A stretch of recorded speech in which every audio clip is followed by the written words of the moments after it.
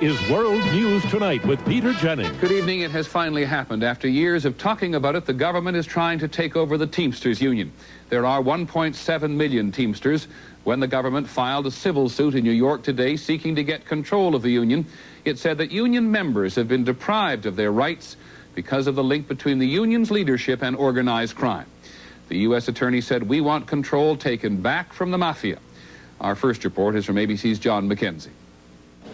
Pulling together court cases from across the country, the government today detailed just how the mafia had taken control of the Teamsters Union.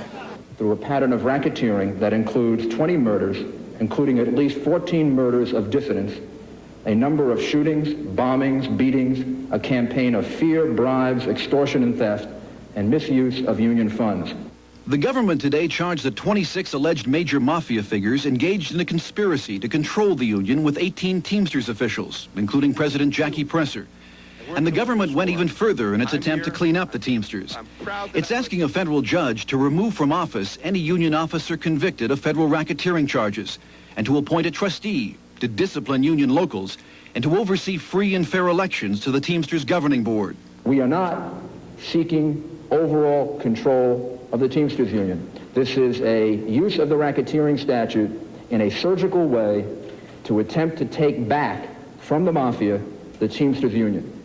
The Teamsters executive meeting in Montreal denied the union was controlled by organized crime and charged this suit was an attempt to destroy the union. History will record that the complaint against the International Brothers of Teamsters marks the lowest point to which the Republican administration has yet fallen in the attack on working men and women of America.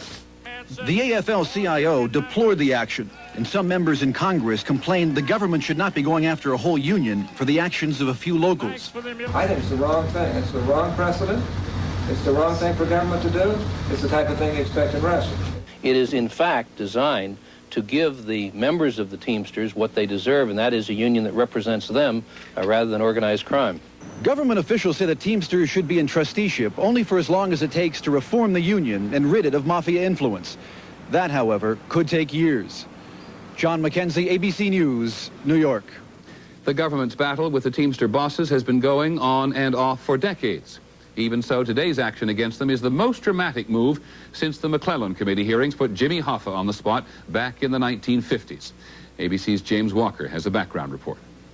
The federal government's first major investigation of the Teamsters was in 1957. Did you say that SOB, I'll break his back? Who? You. Say to who? To anyone. Did you make that statement after these people testified before the committee? Well, whose back were you going to break, Mr. Hoffa? They give his speech. I don't even know who I was talking about, and I don't know what you're talking about. Ever since those hearings, the government has been trying to learn if a tie in fact exists between organized crime and the Teamsters Union, the largest union in the non-communist world, which has traditionally been made up of the nation's truck drivers. A union like the Teamsters enables the mafia, which is primarily, but not completely based in New York, to exert an influence nationwide on the transportation and the provision of goods that end up, for example, on supermarket shelves in different parts of the country. In fact, Harmon suggested to the Justice Department in 1986 that the federal government should take control of the union. That same year, the feds did take over New Jersey Teamsters Local 560. For 26 years, 560 had been controlled by Anthony Provenzano, a reputed member of the Vito Genovese crime family, and his two brothers, Salvatore and Nunzio.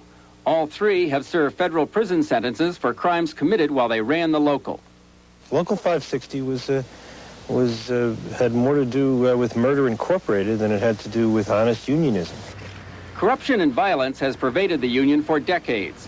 In 1957, Dave Beck was jailed for tax evasion.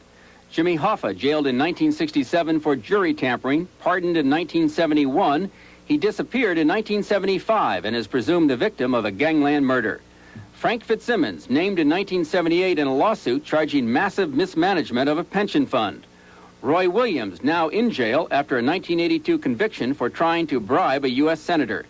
And in 1986, Teamsters President Jackie Presser and two associates were charged with embezzling more than $700,000 from this Teamsters local in Cleveland.